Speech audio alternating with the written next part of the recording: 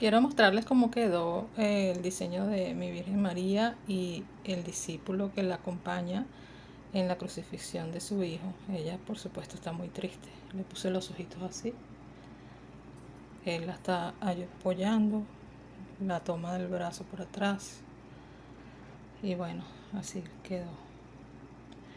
Espero que le guste al padre. Mañana vamos a entregar.